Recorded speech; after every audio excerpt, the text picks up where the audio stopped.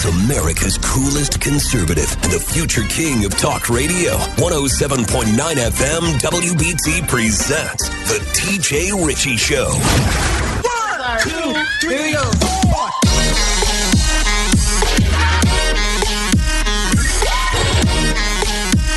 And I am ready to go. Welcome, ladies and gentlemen, brothers and sisters, to the number one political and cultural talk show in the history of the world. That's right. And I proudly carry that honor. And I got to tell you, I'm busier than a one-legged man in a butt-kicking contest all day. You know, I have another job. I don't know if I've ever mentioned that. I do another show, a syndicated morning radio show. And then I have this show, and I am just, oh my God, I am in such demand. You have no idea. 704-570-1079 is the number to call or text, thanks to Liberty Buick GMC. Now, I hate to hit you with heavy stuff right off the bat, but I try to keep a positive outlook on things. And you know, I'm one of those that say, hey, we're going to get it together as a country. We're going to, you know, this Gen Z is going to be the generation that's going to come back around and fix what the millennials have messed up, because the millennials were the first soft generation. And then the millennials say, well, our parents made us soft. Well, okay, whatever, but the facts are the facts. And then you look, and Gen Z is now starting to act more like millennials. There's a flash of the young people starting to toughen up a little bit and, you know, turn more toward the right way of thinking, which is our way of thinking, away from all that idiotic leftist mentality. And then sometimes I look and go, we're sunk. There is no light at the end of this tunnel. If it is, it's really, really dim. So one of the big stories in U.S. America today, or well, all week, is the shooting death of the Loyola University Chicago student, 18-year-old Sheridan Gorman. Everybody's talking about it. Her alleged, quote unquote, her alleged shooter is an illegal alien. A Chicago alderman or somebody holds some kind of office like that. So weird looking woman, real mean acting, made a statement in her car with her cell phone that just wrong place at the wrong time. You know, almost putting the blame on the young woman, Miss Gorman, for being at the wrong place at the wrong time. Guy had no reason to shoot her.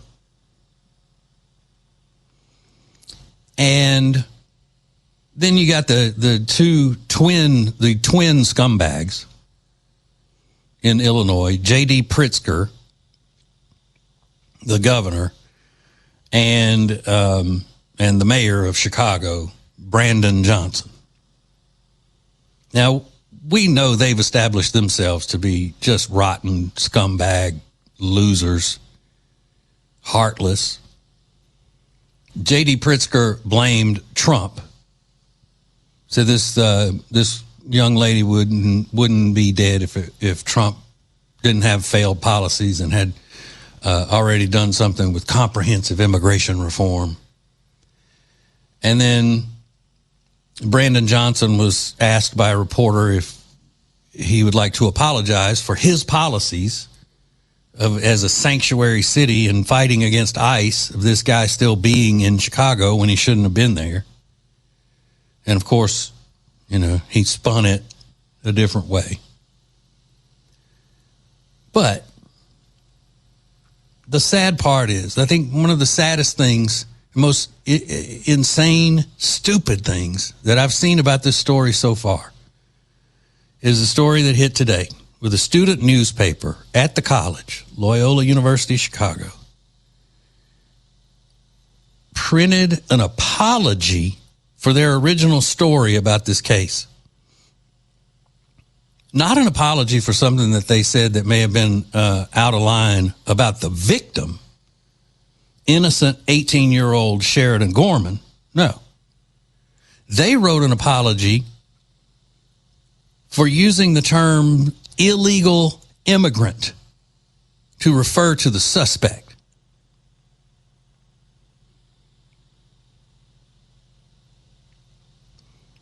The editor's note reads, quote, "No human's existence is illegal." You know, that typical leftist Marxist trope. And we quickly changed our wording to reflect that. We acknowledge the harm such language can cause and the power and importance of the words we choose to use.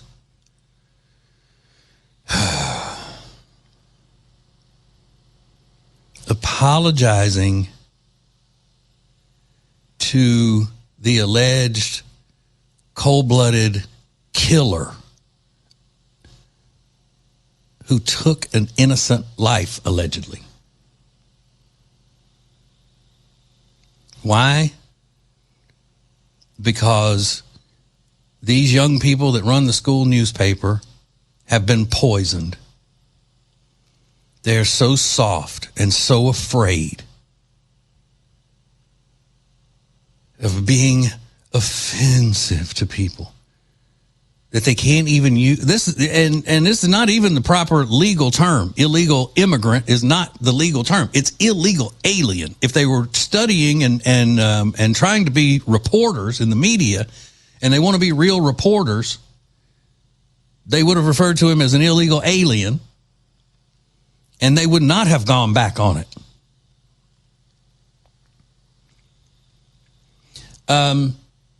If the person who took an innocent life were wearing a MAGA hat when he did it, do you think that they wouldn't refer to him as an extreme right-wing psychopath or a right-wing nut or something like that?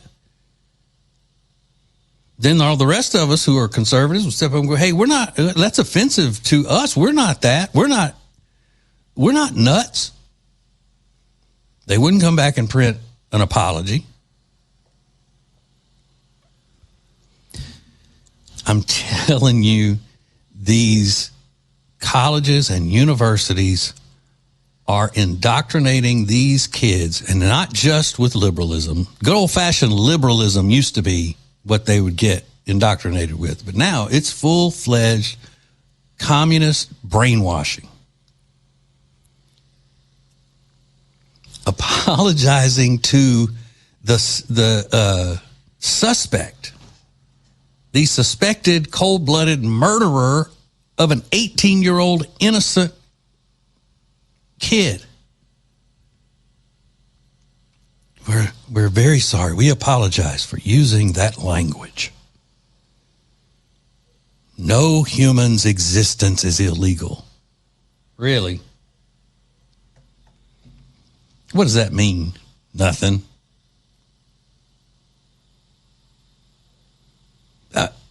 That's what they used to say when you would just refer to somebody as an illegal. He's an illegal. And they would say people can't be illegal. Well, I beg to differ.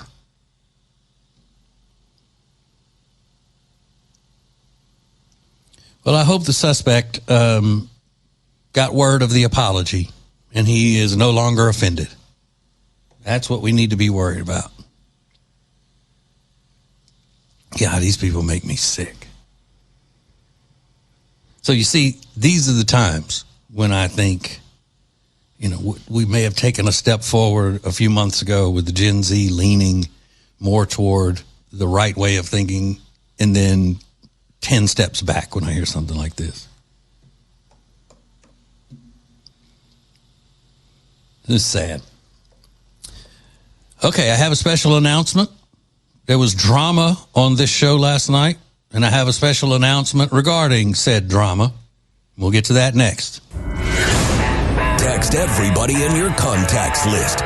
and tell them that Ritchie's on. Welcome back to the TJ Ritchie Show on Charlotte's FM News Talk. 107.9 FM WBT.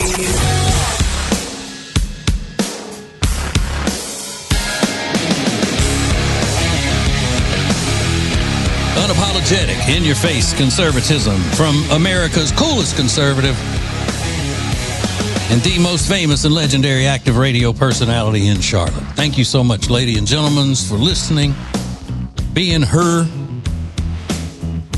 Remember, if you miss anything, you can get the podcast later. Listen to the whole show at your leisure at tjritchie.com or wbt.com. So go get it. All right, now I got that announcement about the drama from last night's show coming up in just a few minutes. But first, I want to put employees of Target stores all across this nation on the prayer list. They need our prayers, ladies and gentlemen. They're about to go through it. Oh, the employees of Target are going to have to start abiding by a dress code at work. Can you believe it? Oh, what are they putting these poor people through? Oh. So Target announced this week that they're tightening up on their dress code for their employees. They're already, they put some other policies into place that were just, I think, defying their employees' human rights. A few months ago, they said that the employees need to smile at customers when you come. I think it's like within 10 feet of a customer, you need to smile. And boy, they started griping and complaining and wailing, gnashing teeth, the whole thing. You expect us to smile at the customers in a customer service industry? Oh, God, no. So now, the evil people that run Target have said that the employees need to wear true red shirts, meaning not maroon, not pink, not a close cousin to red, but red. And I think everybody knows what a red shirt is. And get this. Here is the just unbelievable part about the whole thing. The red shirt with jeans or khakis. Oh, what are they asking of these people? So the employees are griping. Can't believe this. Now we've got to go buy clothes. I don't have the money to buy these clothes. Target should buy the clothes if we're required to wear these clothes. And listen, just go to Amazon.com. You can find a pair of khakis for probably $12, if not lower than that, and a red golf shirt, polo, PQ polo, for $10. Or go out into the Target. Now, I'm not going to lie. Target's clothes are way more expensive than they used to be. But you see, Target did something that they should have, that should be an example for everybody.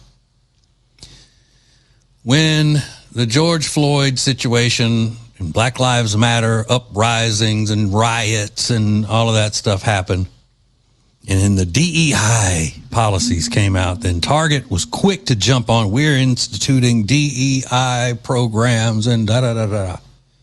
Well, the DEI programs are illegal. You can't hire someone over another person because you prefer that person's race to the other. And so they got all into that. And then people were like, we normal Americans, the ones who believe in the Constitution and independent liberty and whatnot, we said, all right, well, we're not all about that. So let's not shop at Target. So they felt the heat of that. Okay.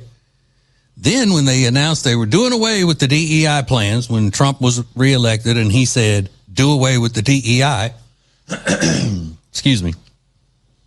Then these African-American leaders, what they would be called civil rights leaders or whatever, this boycott was started by two women. And then that warlock who calls himself a pastor from that Atlanta church named Jamal Bryant, he jumped on it looking for publicity, and he took it over. Like he just became the face of it. Like it was his boycott that he was leading. And it wasn't. It was the boycott of those two ladies that started it. So then he comes out for some reason. I don't know if he got some kind of a sweet deal or something. He came out a couple of weeks ago and said, the boycott is over. And they were like, the hell it is. You don't tell us when our boycott is over. So they had the infighting there. Then he comes back out and go, I spoke too soon. All right. So now Target has gone one way, then the other, and now they're caught in the middle and they can't do anything right. Instead of just sticking to what was right to begin with, they try to pander, and then they try to come back, and so now they're out in no man's land, and everybody from all sides is coming against them. So they're trying to fix that, and then they institute the smile policy, and then now the dress code, and it's just too much to ask for employees to wear a red shirt and a pair of jeans or khakis. Too much. So we'll keep you up to date on that. Now, here's the announcement about the drama we had last night. I went kind of on a tear, a diatribe, if you will, of how I just don't feel like getting into arguments with liberals that call here with an agenda of just trying to be smug and act like I don't know what I'm talking about, and they're going to put me in my place, and they're going to say gotcha to me and all that. And I just said, hey, look, I don't have to deal with that, and I can't stand you people, so I don't want to. Oh, and then they got mad. They couldn't get in on the phones, and then they started texting, insulting, threatening physical violence against me. Can you imagine? So here's what we're going to do. I will take your calls right now. If you are a Democrat and you disagree with me, and this is you've wanted to call and argue with me about something, do it right now. 704-570-1079. If you're calling to tell me that you think I'm great and all that, which is what 99.9% of the calls that we get are, they're like, you're the greatest radio person I've ever heard. You're the best at everything. You sound like an elite athlete as well, and I know you're handsome because I see you pictured on websites and on the news and all that. So if you've got those thoughts, don't use those right now, because I want to be able to let the liberals through. And if you want to just text your thoughts, then I'll dissect your text messages if you've got something to argue with me about. Now, don't just call or write in here if you want to cuss me out, or you want to tell me, without any backup to it, why I'm so terrible, and I'm a misogynist, and I'm a Nazi, and I'm a racist, and all this other stuff. Those are lazy arguments, and it's not even an argument. It's just stupid. So if you have a legitimate argument you want to have with me, also, don't call, please, and tell the phone screener that you want to argue with me about one thing, and then when you get on the air, you just start trying to do your comedy routine. And don't call if you're already drunk, because that happens a lot too. I mean, it's going to be serious conversation. And to be honest with you, that's why I'm reluctant to take calls a lot of times, because I've been burned by drunk people, and I've also been burned by people lying to the phone screeners and say not to come at me and insult me or anything, but to get on here and start trying to be funny. Because when you're a funny person, when you're a hilarious person like I am, everybody thinks that I want them to try to be funny along with me, and I don't. If you're funny, you're funny. That's fine. But if you're amateur at it, then it's a different story. I am a professional funny person. Anybody will tell you that. All right. So legitimate, and you can be mad too. I don't care if you're mad. Just have an argument other than calling me names. Call or text, whatever you want to do. We'll see what we get coming up next. Hang on.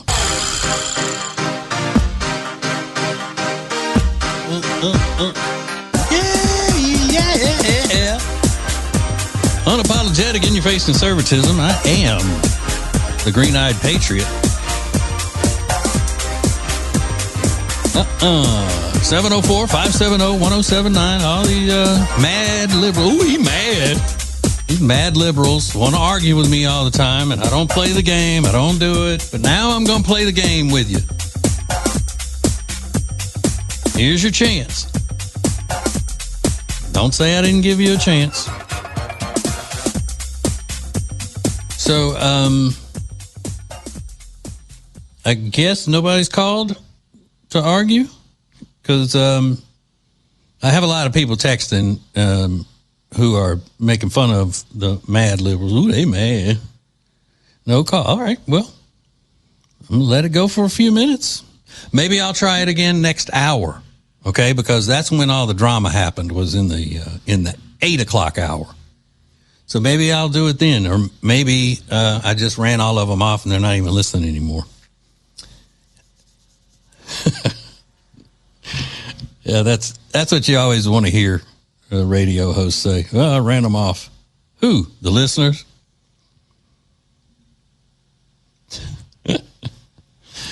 So we were talking about the Target employees complaining because they've got to wear red shirt, not maroon, not pink, but red shirt and jeans and or khakis. Now, this just shows you where our culture, and this is what I was talking about this the other night with the college basketball coaches not wearing suits anymore. This is how our culture has devolved. I'd say 15 years ago, if you told a young person, yeah, you have to wear a certain thing at this job. You got a job, and at the job, the only thing that you have to worry about is you have to wear a red shirt, short sleeve shirt. If it doesn't even have to be a nice long sleeve button up shirt, just a short sleeve golf type shirt, polo, and jeans or khakis. They would have thought, oh, well, that's cool. I can do that. But now it's a hassle. It's too much. What does it matter? This is the kind of stuff they say. What does it matter what we're wearing? That doesn't have anything to do with how we do the job. Well, you know what? Here's what it matters. Here's why it matters, is because the boss told you that's what you're supposed to do. You don't have to understand it. You just need to do it if you want to work there. But there's nobody at home telling these young people that. Nobody's at home saying, hey, you got to answer to people when you have a job. And that's the way it's always going to be. You're always going to have to answer to somebody. Some damn body you got to answer to. So we see that that has infected our entire culture. If you go to the airport on any given day and look at the gate area, it looks like a soup kitchen with people lying all around, flopping everywhere in their pajamas and oversized sweatshirts and Crocs that are kicked off on the floor. And, that's even if they're wearing their shoes. I mean, it looks like just a bunch of trashy people. But if you say something about it, oh, who are you to judge? You go, okay, well, we have standards, or we're supposed to have standards. There's another, Ruth's Chris Steakhouse, which is a really nice restaurant. They were in the news the end of last week. We're tightening up on our dress code as well. Don't come in here wearing baseball caps and shorts and T-shirts. Dress like business casual or whatever they call it.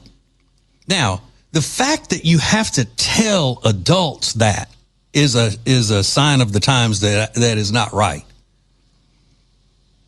Ruth's Chris Steakhouse. You know what it is. You know what kind of restaurant it is. And you should be embarrassed if you go in there dressed in shorts and Crocs, T-shirt, and a hat. You should say, and when somebody goes, hey, y'all want to go eat at Ruth's Chris? You need to look down and go, hey, no, I can't. I am not dressed to be going to Ruth's Chris. You should not want to go in there dressed like that. Not get offended because you can't. Have a little bit of sophistication or know what is what. So then Chili's comes out and they think they're being all smart and they put out all over the social medias. The only dress code rule that we have is that you have to be dressed. And everybody's like, oh, they show Ruth's Chris. If I'm Ruth's Chris, I would say, there you go. We're better than Chili's. That's the way you need to look at it. You need to look at it like we are a dining experience that's better than Chili's, so you need to dress better than when you go to Chili's. Just that simple. You know, it's the kind of thing where you're supposed to be taught these things. And with the breakdown of the family unit, the nuclear family, young people haven't been taught these things. You know why? Because the parents are too busy just trying to make it through life on their own, you know, with divorce and single, unwed motherhood and all this stuff. There's not that traditional family unit to sit down and go, okay, son, when you go to certain places, you need to act like a man. You need to act like a gentleman. And that means you need to dress like a gentleman. If you want to go eat at Chili's, wear shorts all day long. Wear a hat all day long. But if you're going to Ruth's Chris or you're going to Del Frisco's or somewhere like that, you've got to put on nice clothes. And they're not even saying you got to wear a suit and tie or a tux. The way people are acting is like, oh, you got to put on a tux to go eat dinner. Ugh. No, you don't. You just have to not go in there looking like you just came off the lake. So simple. And this hill on which people choose to die it just blows my mind. This is what you're worried about? All right. So Tara has a little insight on this.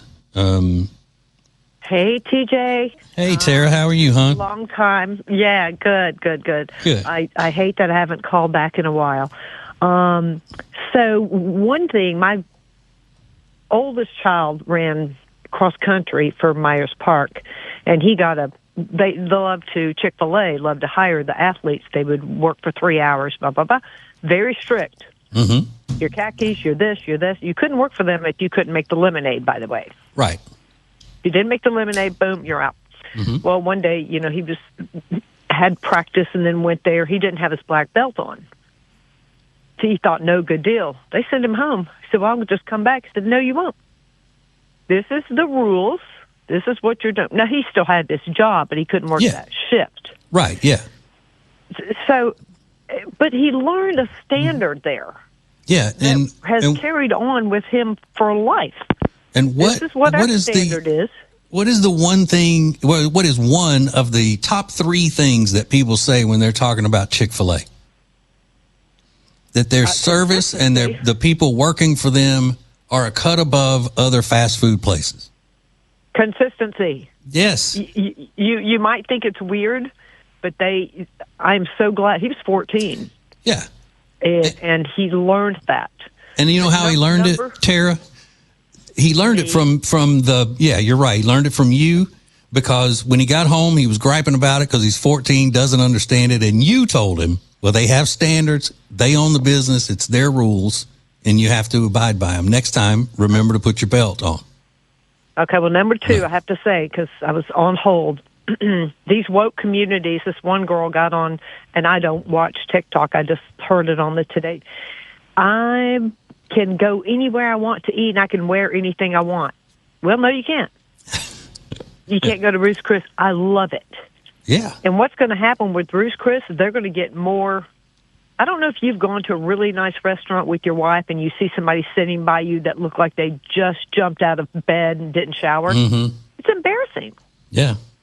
Yeah, what's going to happen is that people are now going to go, all right, well, I got to make sure to start going back to Ruth's Chris because there's not going to be any riffraff in there. Okay, first thing, the last time my husband and I went to Chili's, I don't know why we went there. We were sitting back where the employees, two of them were sleeping on the benches. I said, excuse me, why are these people? Oh, they're just taking their break. I said, so we're sitting with the employees that are sleeping. And I'm talking about feet over the, so Chili's, bye-bye. Well, I mean, I still go to those places like Chili's and just regular sports bars and things like that. But I wouldn't dress the same way going to those as I would if I'm going to a nice steakhouse or something. All right, Tara, thank you very much for calling, and you gave some good insight on that. I really appreciate you. All right, yeah, bye. All right, talk to you soon. Okay. All right, we're running late here. We got the last segment of the hour. We'll see if any libs want to call. If not, then we'll push it again in the next hour. So hang on for that. Delivering pinpoint political and cultural analysis with wit and Southern charm. It's the TJ Ritchie Show on 107.9 FM WBT, Charlotte's FM News Talk.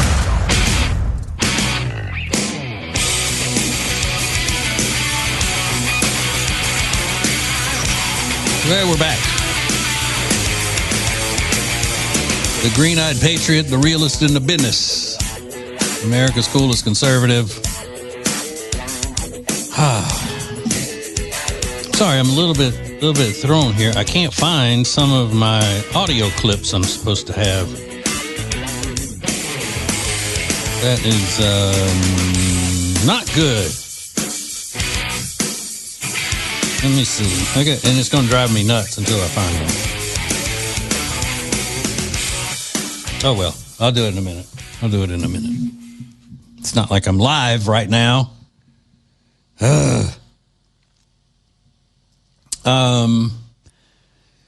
So let's see. There was a situation in Kansas City International Airport.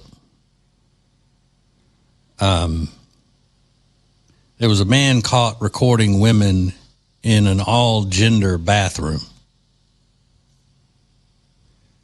Teroisi Ludwig, a Kansas City International Airport restaurant employee, was arrested after he allegedly recorded multiple women with his phone in the airport's all-gender bathrooms. Ludwig would reportedly slip the phone through gaps in the stalls to capture women with their underwear down.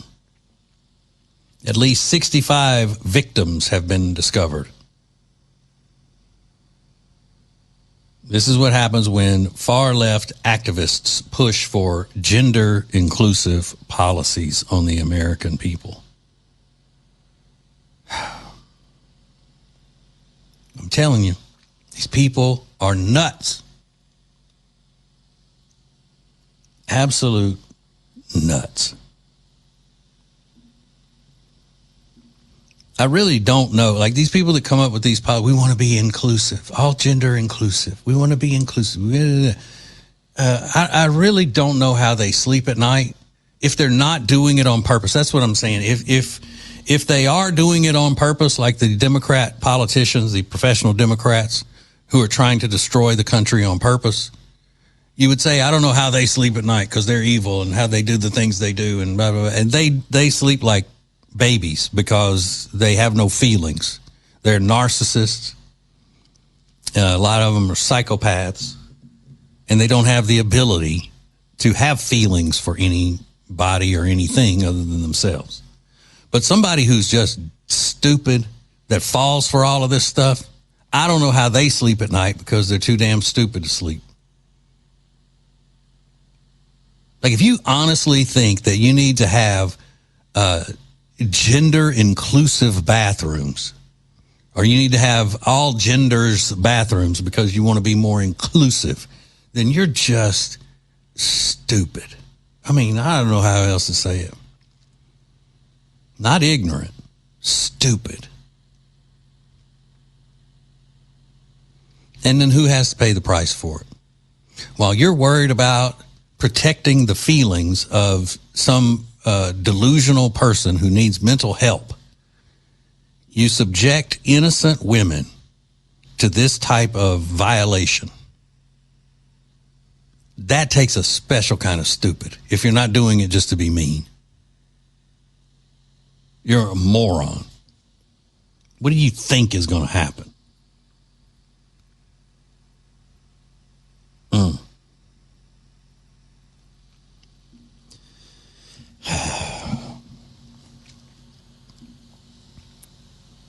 There are a couple of things that we really need to focus on while we can.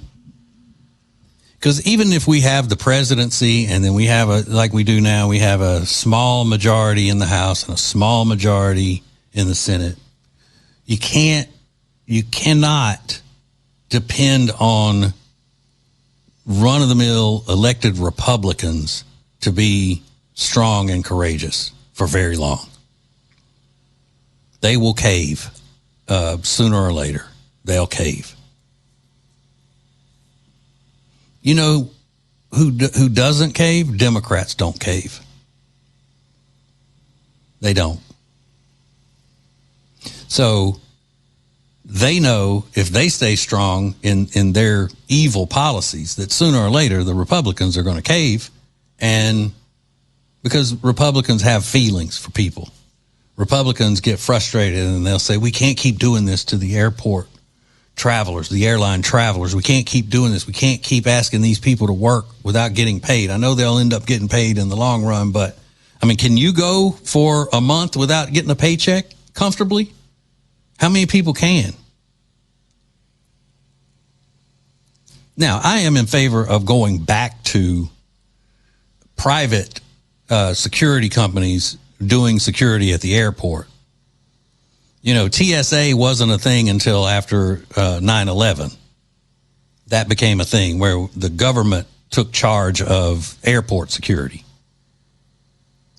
But the airport security companies didn't make any mistakes on 9/11. The hijackers got on the plane with stuff that was at the time acceptable to have on a plane. They didn't sneak any type of weapons on the plane.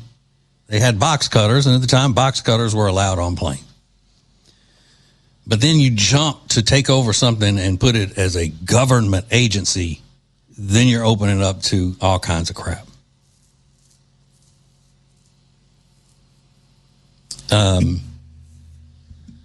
I was detained by TSA at LaGuardia Airport in New York City. It's because I carry a 9mm Glock in my little backpack that I carry that has my computer in it and stuff. Now, I had taken that out before I went, you know, we had to fly to New York to work up there. And I took the pistol out, but I left the extra magazine that had bullets in it in the little pocket on my backpack. Flew through Charlotte just fine.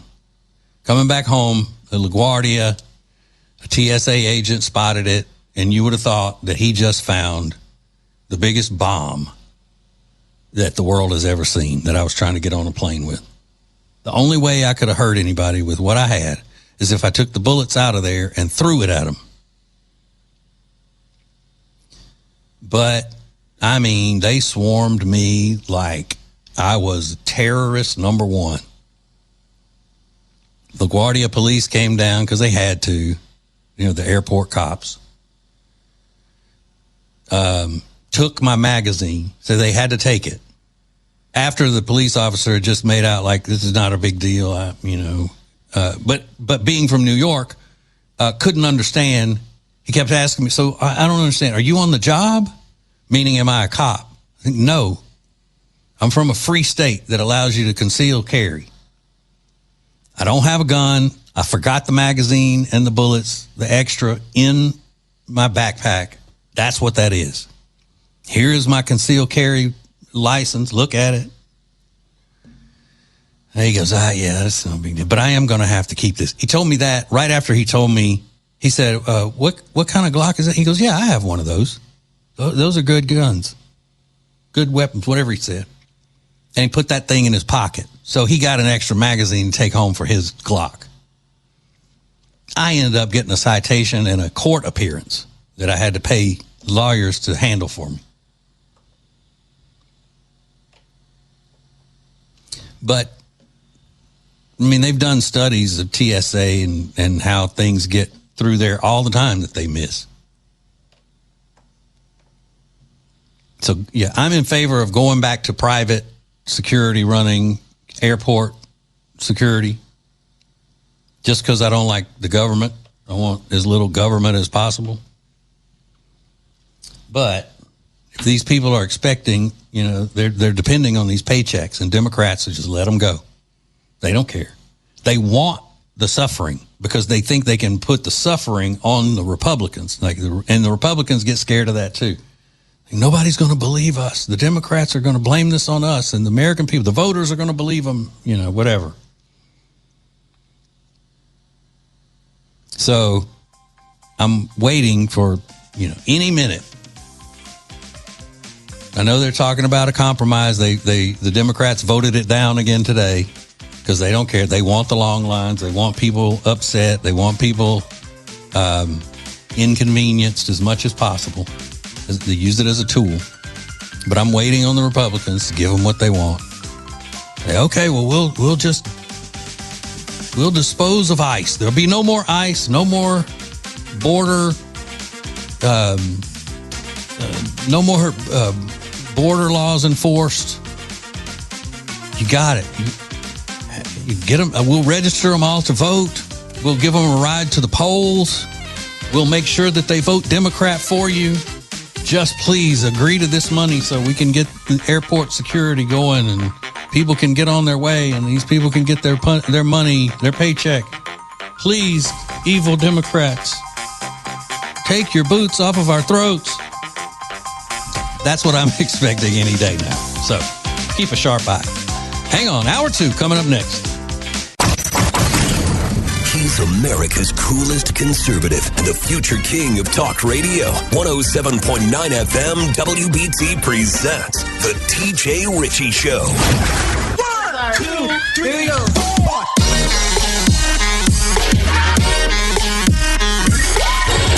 All right, ladies and gentlemen, welcome to hour 2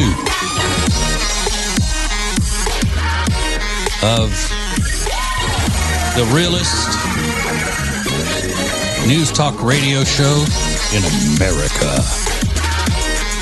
Everybody else fake, all of them. They all fake. Well, except for a couple of them on WBT. I'm not going to say which ones are not fake. I don't want anybody to get all upset. 704-570, I'm kidding. 704-570-1079. That's the phone number. Sponsored by Liberty Buick GMC. I'm sorry. Driven by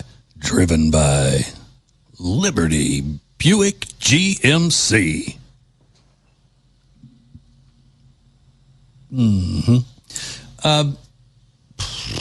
I keep up with what people are talking about all on the social medias, not just commentators and stuff, but the peoples, the average run-of-the-mill person.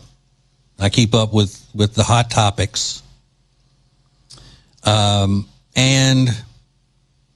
Charlotte has always been known for a couple of things.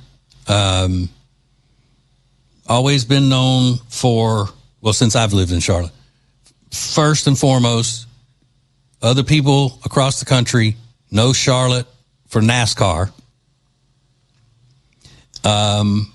And they know about Charlotte being a banking city. And now you can add another thing to that list of what Charlotte is known for across the country.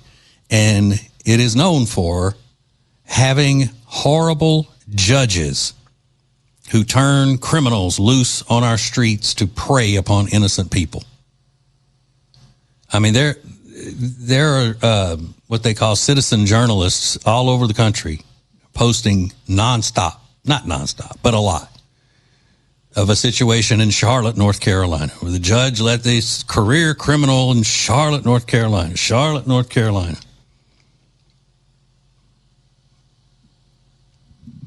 I think, I said the other night that when you're bad at judging, so you're a judge, you're bad at your job. That's if you're not one of those Soros-funded judges, communists who are just, out to ruin the country. If you're not one of those, then you could be demoted. You're not a high up judge anymore. Now you're back to, whatever traffic court. How they do in the movies. You've been, sitting back down to traffic court. That's what you're doing. Blah. So if you make a bad judgment and you let somebody, a career criminal, out when you should have kept them in jail, should have remanded them. They get out and they rob another store. All right, well, then you get demoted. You're down to traffic court. But if you let a career criminal, a violent criminal out and they kill somebody, you need to go to penitentiary with them. Because you're not doing that just because you're a bad judge. You're doing it because you've got an agenda. You have marching orders. And if you do it just because you're that damn stupid, then you really don't need to be a judge of any kind. If you're so damn stupid that you look at a career criminal, violent crimes he's accused of or already been convicted of and let out and given leniency and all that, and you look them and they're back in your courtroom after 15 arrests, and you think that you're going to give them a break and let them out and they'll come back and they'll be ready for their court date and they'll do the right thing. They'll stay on house arrest or whatever you tell them to do. And then they end up killing somebody, then you're just stupid. So that's what I always can put liberals, Democrats in those categories, when it comes to things like judges and politicians. You're either doing it on purpose to destroy, or you're destroying accidentally, which means that you're incompetent and stupid. Either way, you don't need to be judging things that are going to affect the community. Your judgment is no good.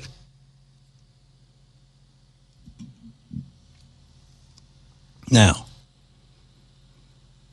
if you're following some type of agenda and you let a killer out and that killer kills again, you need to go to penitentiary. You're an accomplice. That's what I'm saying.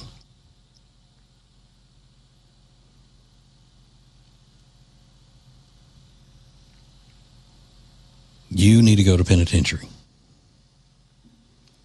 Now, I don't think this was in Charlotte. No, I don't think it was. But this is just a case of another bad judge. Two men who were both pleaded guilty to raping a 15-year-old boy and making child porn received different sentences from two different judges. Eric Bergstrom was sentenced to 30 to 50 years by Judge Derek Vaughn. Like, okay. Well, I disagree with that, because if you rape a 15-year-old boy and make child porn, then you should just be one appeal and then they execute you. And that's it. And it ought to be on TV for people to watch if they want to.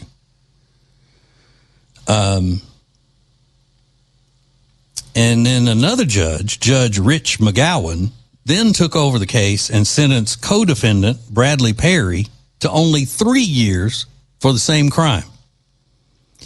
And when Judge McGowan was questioned on his decision, he stated, quote, "I am the law," end of quote.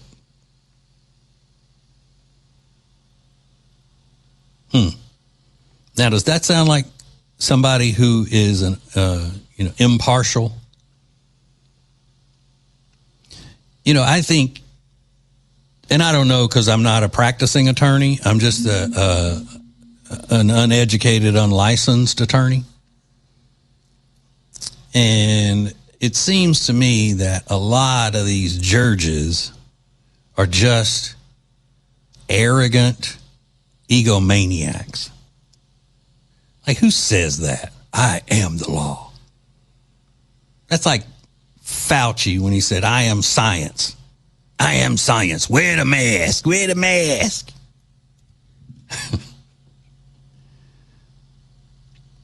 Because, I mean, seriously, he had to know what the other guy had been sentenced. So he's trying to make a statement, I think. 3 years. Raping a 15-year-old and making child porn with him? Yeah, 3 years.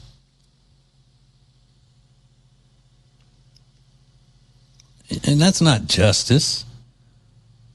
The justice will come during that 3 years when that guy receives prison yard justice. But he's not going to receive justice through the justice system. He will receive justice from the inmates system, probably. Not saying I'm hoping for that, but that would be cool. Okay. So I didn't find all of my audio clips, and I figured out, though, what happened and who dropped the ball on it.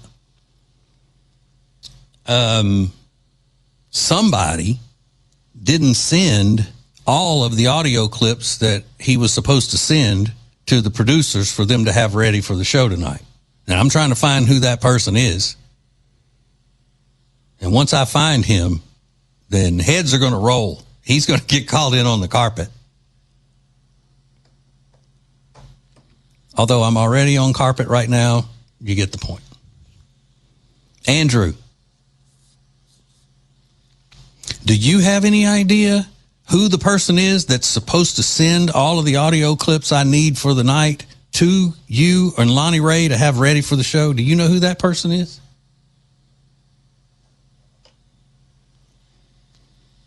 No, it was Lonnie is supposed to get. No, I'm talking about who gets them to Lonnie. Who's supposed to get them to Lonnie? Because Lonnie only got a certain number, and he only got like half of them. So who is the person responsible for getting them to Lonnie? That's what I want to know.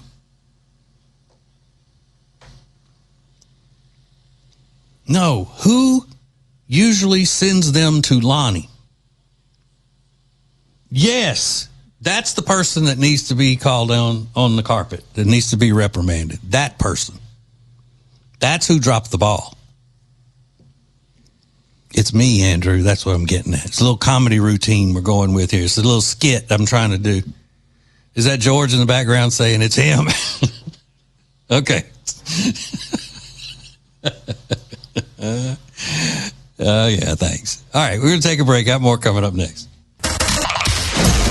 Night has fallen, and the Green-Eyed Patriot is on the air. It's the TJ Ritchie Show on Charlotte's FM News Talk, 107.9 FM, WBT.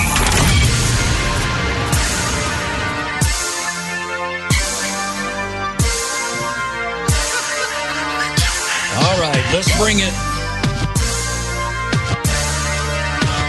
We got a lot of show left to go. We got to slam a bunch of stuff in here with unapologetic, in-your-face conservatism. I'm the man. It's your little buddy TJ. That's who I am. We're all friends here, aren't we? Sure we are. Sure we are. 704-570-1079. That's the phone number. Come on with it. There's a clip that's been going around today. It's probably the most talked about clip on the social medias today, and it's Nick Shirley, the young citizen journalist that really exposed the fraud going on at the Leering centers in Minneapolis with the Somali fraudsters and all of that. Well, he's been in California, and he says that California has way more fraud than even Minnesota does. So he's just there doing his thing. So he's walking along with his microphone and this camera guy, and this guy passes him on the sidewalk, and he just asks the guy a question, just checking his pulse on something. And this is what happened. You guys vote for Gavin Newsom in 2028? I vote for him because he got me released from coming home from a life sentence. Really? Yeah. Wow. Yep. So he didn't hold me back. He didn't hold me back. He signed off saying I'm fit for society. So yes, I would vote for Gavin Newsom. What were you locked up for, if you don't mind me asking? I was locked up for murder, carjacking, and robbery. Would you guys vote? Okay. Murder, carjacking, and robbery. Gavin Newsom set him free. So he'd vote for him. So, mission accomplished. Democrats, that's what you're looking for. Releasing all of these hardened criminals. Now, I know that convicts are not allowed to vote, supposedly, but neither are dead people or illegal aliens, but they still do. They still do. Now, MIT has done a study, and their data shows that Democrat mail-in voting dropped 23 points from 2020 to 2024, with zero drop in Democratic in-person voting. So Republican voting was relatively static. All right, so that's the way the story is written. I don't call them Democratic Party. They're the Democrat Party. They're not the Democratic Party. They're the Democrat Party because they're a bunch of stinking Democrats. So in 2020 to 2024, zero drop in Democrat in-person voting. Republican voting was relatively static, meaning it was the same in 2020 and 2024. The 23-point surge in Democrat mail-in ballots in 2020 has no explanation. So, in other words, why were there way less mail-in ballots for Democrats in 2024, and the Republicans were the same? A 23-point surge. I'm not an MIT statistician or anything, but I would think it's because they cheated. They used mail-in ballots to cheat. Now, how do I know this, or what makes me say that? Because they're Democrats. They're dishonest. That's why. That is why.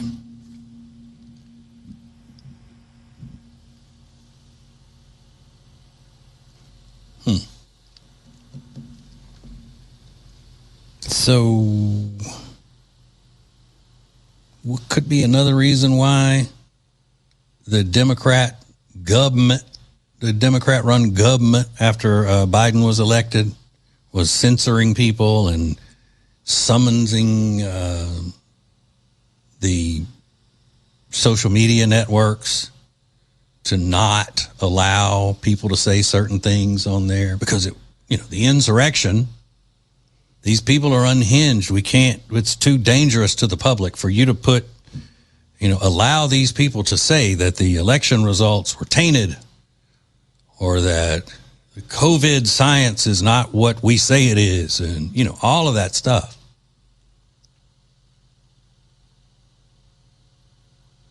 So 23 extra points for Democrats through mail-in ballots in 2020 that weren't there in 2024.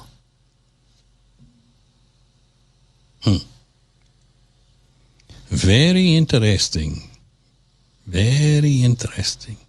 And you remember how they would come after people who would say the election was rigged or that Biden didn't really win and all of that. And to this day, they're bringing people up who are Trump supporters to say, will you say that Trump lost the 2020 election? Did he lose? Do you believe he lost? They're still trying to push that because they know what a harsh penalty that was coming to people who said that after it happened.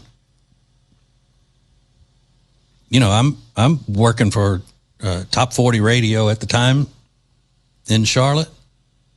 I got that memo not to say that there was any question about the election results.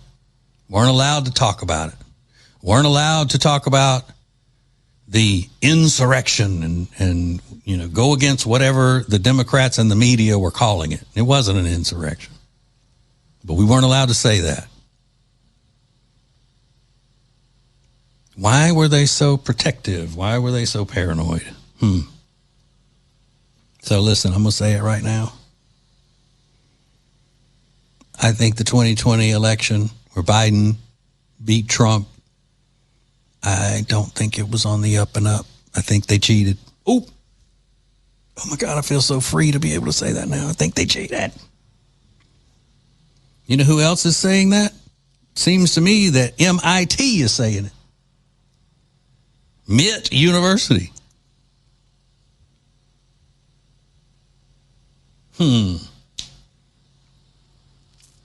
What a shocker.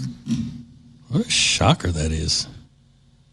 All right, hang on. We got more coming up. Hear him on the radio and podcast. Watch him on YouTube. Like and subscribe to all social media platforms at tjritchie.com and wbt.com. Now back to TJ Ritchie on 107.9 FM WBT, Charlotte's FM News Talk.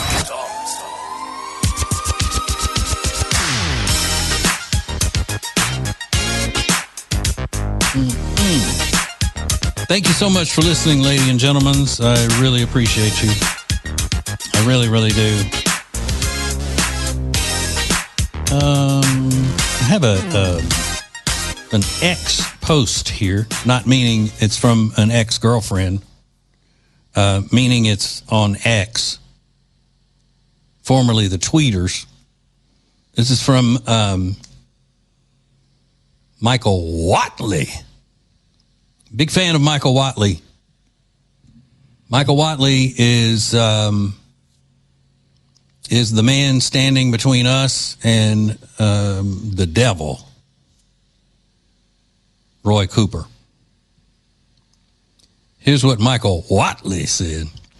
From shutting down DHS and trying to defund ICE to vetoing legislation to force NC sheriffs to honor ICE detainers and get criminal illegal aliens out of Charlotte, Roy Cooper and the Democrats are fighting harder for criminal illegal aliens like Juan Aguilar than for you. I will fight every day to get illegal alien criminals off our streets and out of our country. This is the illegal alien who was allegedly, I don't know whether I have to say that or not, but I'm going to just to be safe. He was allegedly under the influence when he crashed into the teenagers and killed them. The teenagers who worked at a restaurant on Lake Norman. I believe that is the case. So, yeah, I mean, that's a very important election. And I just wince at the idea of Roy Cooper stepping back into a powerful role in government. Make no bones about it.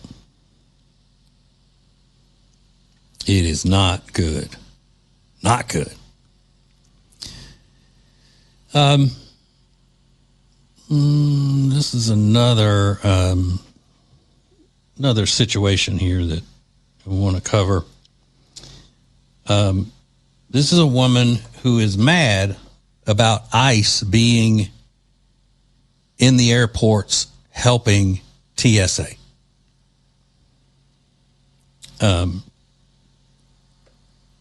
She's sitting on her couch and she's going through this rant. And you can tell, looking at her and listening to her, that she thinks that she's so brilliant for coming up with this. But you tell me. Here we go. I have to fly to Brooklyn this weekend for something, and is anyone going to give me a refund? Because when I bought my ticket, I did not sign up to interact with ICE at the airport. That was not part of the deal. I would say these are extenuating emergency circumstances that should allow me to get a refund for my ticket. Any day would I rather drive than deal with ICE at the airport. That's not what they're for. I want ICE abolished. Why would I want to see them in any more places? But it turns out when you make a secret police, you get to use them to police whatever you want. Since Capitol runs everything, is this going to impact business enough to finally have a private company or private companies come together and take a stand? Since America doesn't care about human rights abuses, does it not care that air travel and hotels, massive businesses, they're for business travelers? People who are regularly traveling and regularly staying places, not somebody who takes a vacation once every few years. Anyway, American Airlines, let me know about that refund, because I'm not doing that. Okay, well, you can't see this, but in the video, trust me, she needs to be asking her hairdresser for a refund on that haircut she's got. Trust me on that. Crooked at bangs don't even match up, but that doesn't have anything to do with anything. She thinks that she's so brilliant, doesn't even want to be in the presence of ICE. Let me know about my refund. Let me know about my refund. I have to fly to Brooklyn. Okay. We'll drive. Who cares? See, and that's the thing. Nobody cares about you and your business. Nobody cares. And thank you, by the way, Miss Brilliant Liberal, for explaining to all of us dumb people what airline passengers are all about. You see, to her, because she's not flying to go on a beach vacation somewhere, nobody is. It's for business travel. People are business traveling, and they don't want ICE, the secret police there. Everybody's not just flying off on vacation. It's about business travelers. Okay. You see, that is part of the narcissism of the left, is that it doesn't matter. Who cares? If there's a problem at the airport, it doesn't matter whether you can relate to the people going on vacation or whether you can relate to the people going on business trip. It doesn't matter. Everybody is the same. Everybody wants their flight to go safely and on time. Who cares what they're using the flight for? That's none of your business. Why is the person going on vacation with the family less important than a business traveler? They paid the money to get their ticket and to go. They should get the same treatment for what they paid for, but not to a little communist like this. On the one hand, she's probably anti-business because she's so left-wing and a Marxist, probably. But she's also, even more so as a leftist Marxist communist, is against the family unit. So these families think they're better than everybody else in her mind. So she's having to choose to support the business travelers Oh, what a tug of war that must be for her.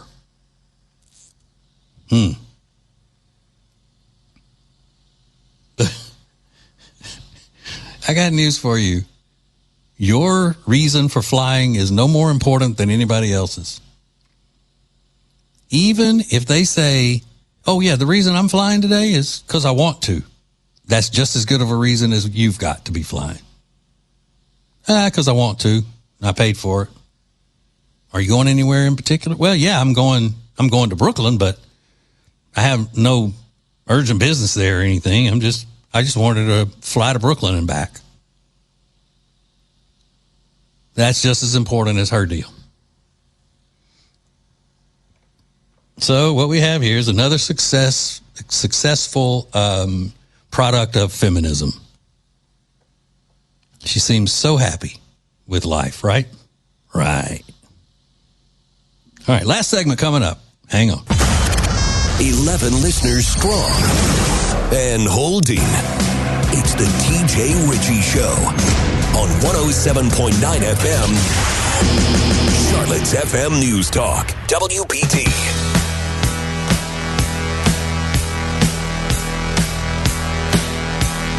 All right, just a few minutes left here. I know it's sad. It's sad. A lot of you don't know what to do with yourselves when I'm gone. And I appreciate that. But you've got to learn to be tough. You got to work it out. Okay, so maybe get a text in here last minute if you want. 704-570-1079. That's the number. Got this. I just want to clear something up quickly here. Let me go back to the text. This fella, Ron, he said, TJ, WBT should start working the X account to promote your show. Well, you know, that would be nice, but I'm just going to be as honest as I can with you, Ron. WBT does not want to promote my show. As a matter of fact, WBT, I think, is at a point where they want to hide the fact that I'm on their radio station. Because how else would you explain the fact that they, you know, when we switched over to being an FM powerhouse, 100,000 watt blowtorch, when we made that switch, they promoted it heavily. They even made TV commercials telling, you know, hey, we're on 107.9 FM now and all that. And they purposely chose not to put me in the commercial, chose to not feature me in the TV commercial, knowing that I am the most famous and legendary active radio personality in Charlotte. They intentionally left me out of that. Sure, you know, they put the morning show in there. That's understandable. I think there's a clip of Vince Coakley and maybe just a quick shot of Brett Winterbull or something. But you would think that if they had, quote unquote, in the family, the most famous and legendary active radio personality in Charlotte, who could actually be called Mr. FM, the person whose career, mighty career, was built on FM radio, now has moved over to WBT, and WBT has become an FM station that they would go, hey, look at this guy we got. It would be like,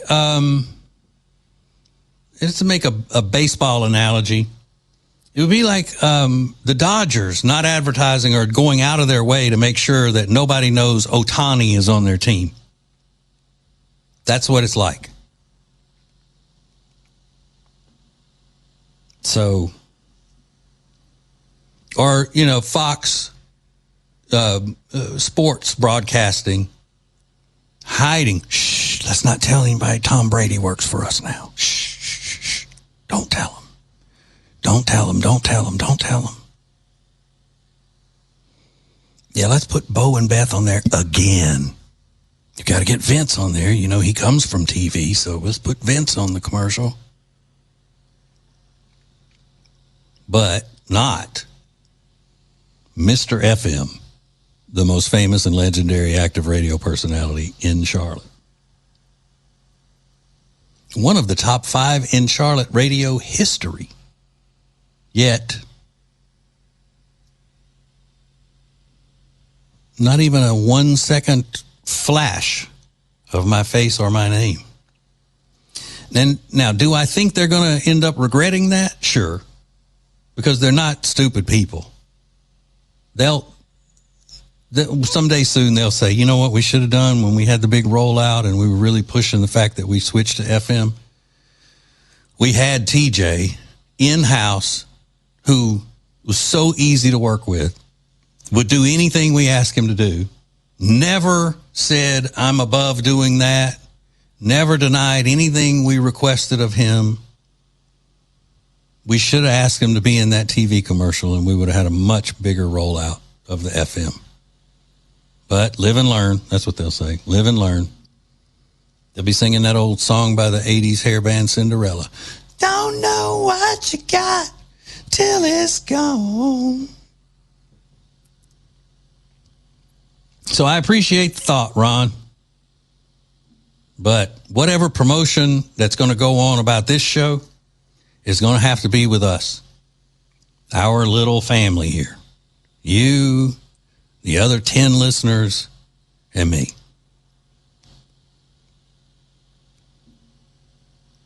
That's what it's going to have to be. So that's why I always basically beg the people who like this show to tell other people about it. That's, you know, it's going to be what Cracker Barrel used to be. Only word of mouth and billboards. So we don't even have billboards. The billboards will be what you tell people. You remember that? You remember when Cracker Barrel didn't advertise on TV or any radio or anything? They were just billboards and word of mouth. And always packed. We can do the same thing. We don't have the same promotion machine behind this show as all the other shows on WBT. Even that garden show on the weekends. You know, they'll promote that over me any day, every day. Not slamming them or anything. Just saying that's, you know, what I've come to learn here. But I am a true capitalist. It's their business. They can run it how they want. I'm just here at, you know, at serving at their leisure. So, what you need to do, Ron, is get out and do your job, which is to promote this show. The responsibility is on you, brother. I mean, you sit here, I get messages from you all the time, and you enjoy the show, and you know, I don't charge you for it.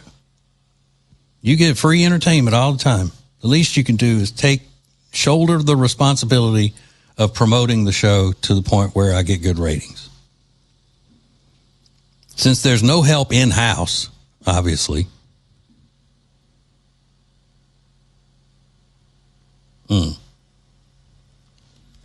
But, again, they're super nice to me personally, the people that run the station.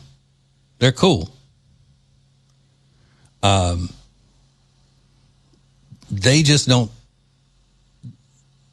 it's not that they don't know what a blessing they have in me as far as a radio talent, a radio powerhouse. Because, I mean, after all, I am El Jefe de la Radio, which means the boss of the radio. They know that. They just don't believe in it. You know what I'm saying? Like, I know George Clooney is one of the biggest names in Hollywood, but I don't really think that he's that great as an actor. I think it's the same concept. They know, all of the accolades with which I come, but they don't really see it. They're like, I don't know how. We know he's respected and all of that more than any other radio personality in this town, but we just don't believe it. We don't believe in it. Because I've thought about this. That's the only reason I can come up with as to why they didn't feature me as the star of that TV commercial. If I were, you know what I would do if I were y'all? I would just bombard the front desk with calls and just nonstop texts and demand an answer. Why did you not feature TJ as the star of that TV commercial? The program director's name is Mike. And you could probably somehow, I don't know, find a way to email him, or there's got to be some kind of a complaint line or something you could call. I don't know. But when they insult me, they insult you. That's the way I look at it. And I wouldn't take that crap from them if I were you. I wouldn't. Just say, don't you dare treat our El Jefe that way. Oh, this is cool.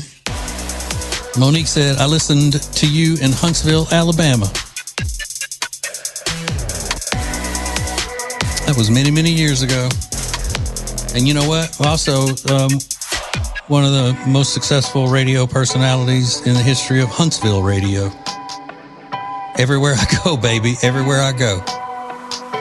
So, people just got to deal with it. People just got to deal with it. All right. In all seriousness, thank you very much for listening to the show and the stupidness that I bring. I like to do the important stuff. How long do I have here? Okay. They were supposed to give me a countdown. They didn't. I gotta go. God loves you. Ain't nothing you can do about it.